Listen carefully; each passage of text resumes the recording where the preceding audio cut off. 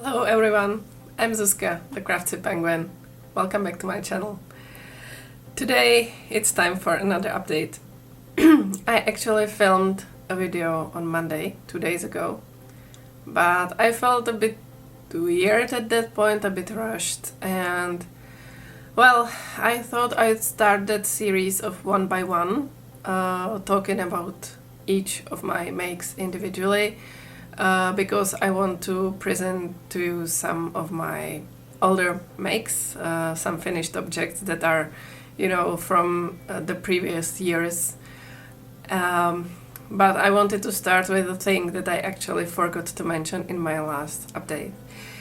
And I tried that and, well, I haven't even watched the footage yet, but I don't think it's too great.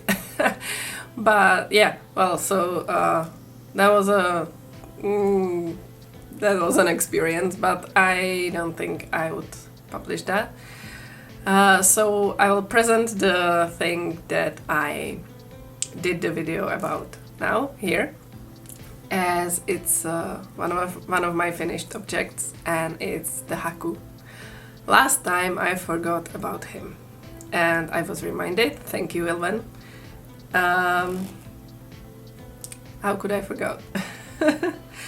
Yeah, this one was finished the last week or the week before even, and I'm really happy with it. It's a bit of an improvisation on a pattern, but it turned out great, I think. I will link the pattern in the description of the video. It was quite a complex one, in the way that there was, like, in the end, I think 17 individual pieces that were then sewn together. And yeah, that was quite an ordeal, but it was in the end pretty easy to sew them together. I was just figuring out the position of the arms and the legs, and the friend that commissioned it asked me to make this front paw, the arm, lifted up like this, so I did that. I love the whiskers. That's my favorite part. The whiskers are great. And making the mane was actually really fun. The body, the whole dragon is made out of Alizabela batik yarn that my friend chose. I know the original Haku is this white and golden and greenish colored, but she wanted it as a keychain, quite a big keychain, but she wants it like this. She wanted a maximum of 15 centimeters, I think, and she wanted it to not get too visibly dirty soon. So white color was kind of out the window, and she chose these colors of the Alizabela batik. And this kind of Bella batik is actually going from blue through pink and orange to yellow and cream, and there was quite a bit of cream that would be, here. So I cut that out so that most of the dragon is not light colored. So yeah, that was fun. The body is actually shaped with some short rows, which was kinda complicated, but I think I got it right, or almost right. I think there are 1 or 2 places where I turned the short rows differently from the pattern, but it still works well. It's great. I think the shape of the body is okay. Oh, can we please focus on the dragon for a bit? Yeah, thanks. So yeah, I did that, and I also love the horns. So yeah, that was the body done and sewn together then, with embroidered eyes instead of the safety eyes for toys, the plastic ones. And then I needed to make the mane. The original in the pattern has felted on pink belly, I didn't do that. And it has a mane done from this felting material, the felting fiber, which is usually wool. But I had this remainder of the froged hat, and I realized the colors are very similar to the ones of the dragon. And when I cut the first strand and put it like here on his back to try the length and everything, and then cut the same size of pieces of yarn to put all the way on his body, I realized the colorway is kind of like an opposite gradient to the dragon himself. So it goes as well from blue to orange basically, but I did it so that the blue is in the center where the dragon is yellowish and orange, and I put the orange pieces to the ends. So I think in the end it worked really well color-wise. And here you can see how I attached it. I used lark's head knots to put it in each of the rows, and sometimes 2 pieces per row. And for the tail part, which kind of doesn't want to hold its shape, but it needs a bit more combing, I used a bit of the waltz yarn, which is very similar to the no-name frogged one. So he looked a bit like a pony at one point. I will put the pictures up on screen from the making process. So yeah, he looked like a pony, and then he looked like a punk for a bit. And then I brushed it out, and I think it turned out amazing. It's really fluffy, and the frogged texture gives it this like flaming effect, and I really love it. It's really fluffy. It sheds a bit still, but yeah, it can be cut down if she wants it. But she said she wanted this long, and it could be brushed out more. I think these strands on the head should be brushed out a bit more, and the tail as well. And the original dragon has a bit where the mane ends, and then there is the tail part. But she asked me to prolong the mane all the way to the tail, so he now has this fiery orange part at the tail. And I think it works really well. He has this keychain loop to be hanged on the keys, and I think that works pretty well. So yeah, this is the Haku. The pattern will be linked, and although the pattern is a bit challenging and there are warnings in the pattern that there are parts you need to be careful about, and then the sewing is really like it's a process. It takes a bit, but in the end I think it was really great. I think he looks really nice, and if you use the original colors, I think it would work as well. So that's this one.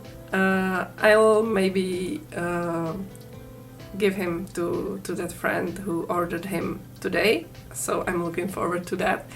I think she'll love it. Yeah, so that's the Haku. And another finished object that I have is the ruffle hat that I mentioned last time from the yarns from the US that Blanca brought me. So this is a ruffle hat for her, for Blanca, and it's amazing. I took 2 strands together from the ice yarn, and I offered her to color match the 2 strands so that they go with the same color all the way, because the gradient was the same all through the yarn balls, mostly. But she said she wants the 2 strands to be like random as it comes. So I started with just two ends of one ball, and it did this awesome melange effect. So it started with that blue and purple and went through that green and towards the pinkish and orange and yellow colors. Interesting thing was I had it like that all through the head part, and then started the ruffle as it was, and at one point it started pulling really to those two strings being the same color at the same time. So there is a part of the ruffle that is like all orange, all yellow, all green, and then it just reversed somehow and went chaotic again. But yeah, I think it looks great. And the funny thing about this is the yarn balls were 100 grams, about 360 meters. And from my ruffle hat, I know 360 meters is approximately the amount that you need for a ruffle hat. But as I went with two strands, it was apparent that I will use two balls of yarn. And the thing is, the head part takes something like 65 grams only, just over half a ball. So that was quickly done. Then the first row of the ruffle takes only, how much was it? 13 grams of yarn. But each of the next rows is 3 times that. So the second row of the ruffle takes 39 grams of yarn in this case, and the third takes 117 grams of yarn. So the third row of the ruffle alone is more than one full yarn ball of that yarn. So yeah, in the end I used up 2 whole yarn balls of this and a tiny bit of a third ball. So it has like, I think the yarn balls declared they're 100 grams, but they were a bit smaller. They were like 97 grams or something like that. And the full hat in the end has like 203 grams or something like that. So yeah, a bit over two balls. And I think Blanca won't mind if I put it on myself. I hope. It looks amazing. It looks amazing. It's again like a flower crown. I think that's this design is just great. I learned that from, again, Lisa from Happy to Hook Creations, and she learned it from elsewhere. But it's just simple basic beanie, or a mesh beanie in my case, and then first row of ruffle is 3 double crochets in each of the stitches from the row below. The second row of the ruffle is again 3 stitches, 3 double crochets into each one from the row below, and then the third row again is 3 double crochets into each one of the double crochets from the row below, so it multiplies by 3 with each row. I'm not even trying to imagine how a fourth row would work. That would be crazy and heavy. I think it's all right like this. It's not too heavy, but it insulates a bit. I mean, not from like, well, from cold a bit. I tried that with my hat, but as I put it on right now, I realized it muffles the sounds a bit. So that's interesting. A plane was passing and I put it on, and yeah, there's a sound difference, which is interesting. So yeah, that's the ruffle hat. I think it's great. So yeah, this will maybe get to Blanca today as well. So I'll be seeing her today. So I'm glad I was able to film this And well, then one thing that is almost finished, I'm considering it a finished object for now, and I'm really happy about that, and I love the result. I know I said I don't like the color too much, or it's beige. It's beige. It's not too colorful. But it's hanging on the chair over there. It's the cardigan. I finished the other sleeve. I've sewn it together. Sewing was a bit challenging, but not too hard. It was okay. I just needed to figure out the placement of the sleeve in the arm's eye, and that worked well in the end. I just needed to realize, how it's all connected under the arm, and then the sleeves connected. It worked really well. I had when I was making the sleeves, I left long strands at the ends, and I used those to sew it all together. So you can see it. I will try to put it closer here with the chair. Sorry. So yeah, it's ready to be tried again on my mother-in-law, and yeah, it on the chair it doesn't work that well, but you can see the shape best like this, I think. It will have I think 2 rows of single crochet around the edges and around the neck opening, and I will do small holes in the edging for buttons, or if she decides to have zipper in it, we can sew a zipper in it. And it needs blocking, of course, but it's all together. I know I'm not in the picture now. That's not important. The cardigan is important right now. So you can see the ribbing at the end of the sleeves. You can see the part where I fixed the arm size, or better, you almost can't see it, which is great. And you can see how the sleeve is fitted into the arm side. There is the seam on the sleeve, and yeah, and this is how it looks from back. So that's the cardigan done, almost. I think I'll get it finally done with the edging when we go again to my husband's parents, and I'm not sure how we'll do with the buttons or zipper, and then with the blocking, because I would like to, do the blocking myself, but maybe my mother-in-law will decide to do it herself. We'll see. We'll see. That's for the future to decide. Yeah. So those are the things that are finished now, and you can see I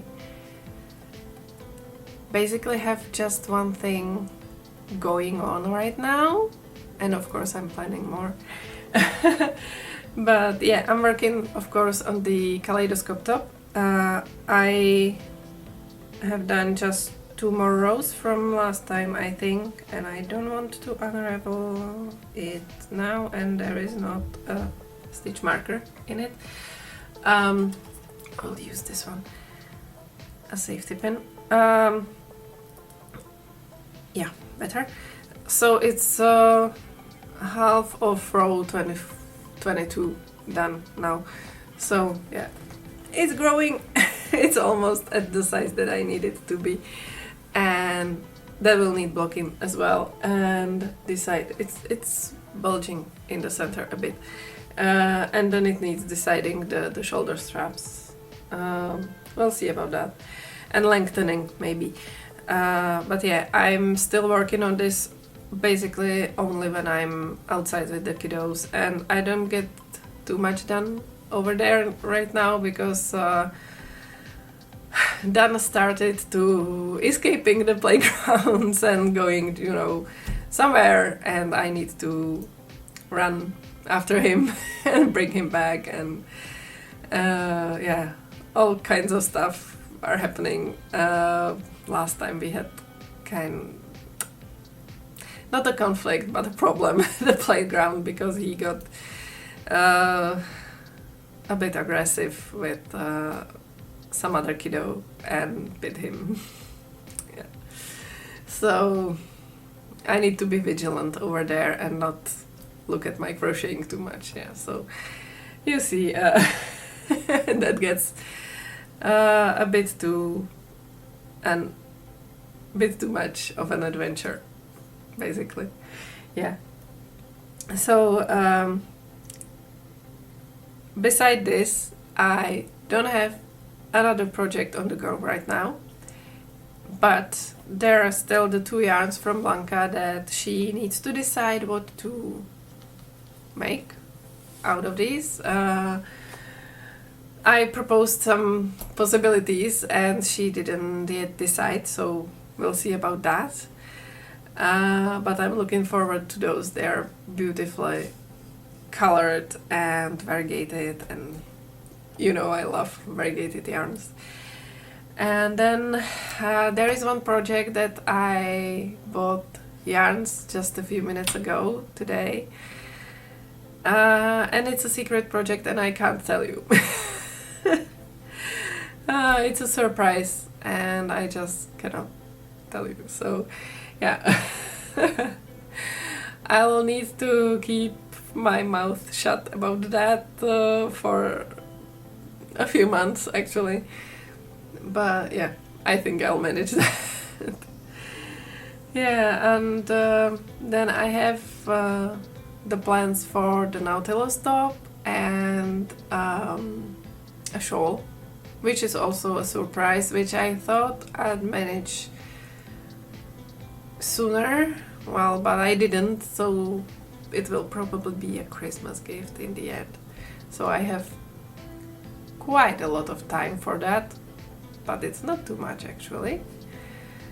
I know it's only the end of June and there is half a year before the Christmas actually, almost. But yeah, as you can see, some of the projects take time and sometimes the life just gets in the way. Well, I'm trying not to feel too sad about those points when I just can't get to crafting and crocheting, you know, few days in a row. Sometimes it happens that I just don't touch anything, and there also always seem to be things to repair because the kiddos just somehow damage stuff.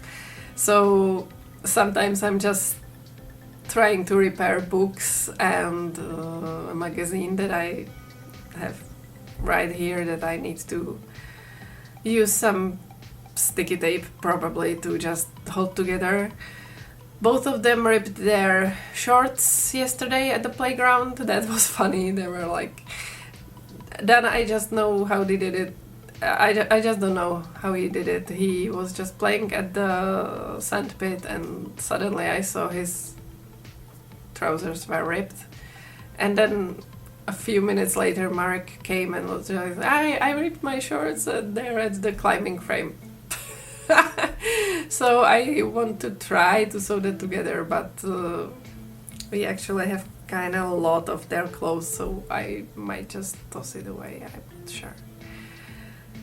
But again, it's a challenge to sew it together or to try to sew it together. So I'll maybe try, we'll see. So yeah, those are the finished objects and works in progress, and I guess sort of a life update again. I have this one day and possibly tomorrow as my last kiddo-free days before the summer vacation, the summer break, the holiday. We will have some summer camps and summer kindergarten for them during the holiday. But yeah, for now I'm considering these two days as my last, like, sort of relaxing and free times. Thing is, I always find something to do, and or events just happen that need to be sorted, so something's always happening. And the thing that we also need to do as a family, and I'm doing quite a lot of that, is sorting the stuff after both of my grandmothers now. So I spent part of today sorting my late granny's shoes and making it a bit tidier in the corridor at her flat. So and I need to go check the books at my other late grandmother's flat, so always stuff to do, and it gets overwhelming pretty easily. Not because, you know, memories or feelings or that stuff, but just the amount of stuff is big, and one basically needs to decide about each and every of those items. You know, if to donate it, if to keep it, if to toss it, what to do with it. And it's hundreds and thousands of items. One of my grannies had like a whole library of books, and the other one has a ton of books as well. And there's clothing and shoes and, you know, papers and everything. So we are sorting basically like, well, it's almost a year since the first parting occurred, and we needed to get it sorted over there for you know, for the flat to be usable for new tenants. But we kept one room with the stuff in it, so we basically just pushed all the stuff in one room. And now we're going through that, and to that now is the other flat that is in our house, but there's stuff as well, and it needs sorting, and yeah, it's just a big task. And I know some people just deal with that, like with some people just hire a company to deal with that, or they just push everything into a container and throw it away, but we don't want to do that. So yeah, it's a big chunk of work to do. So I did a small bit of that today and I might do a small bit of that tomorrow as well. But I'm trying to have a bit of a relaxation time. I spent a bit on our balcony, just looking around, listening to the birds, trying to get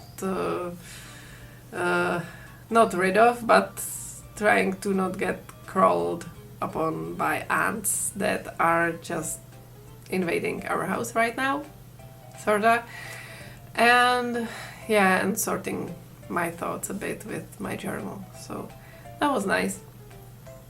Yeah. So now, thank you for watching my chatty rambly video again. Thank you for all the interaction, for comments, for likes, for subscribing to the channel. Thank you very much. And I hope you'll have a great time. Enjoy crafting, enjoy creating, and enjoy the colors. Goodbye.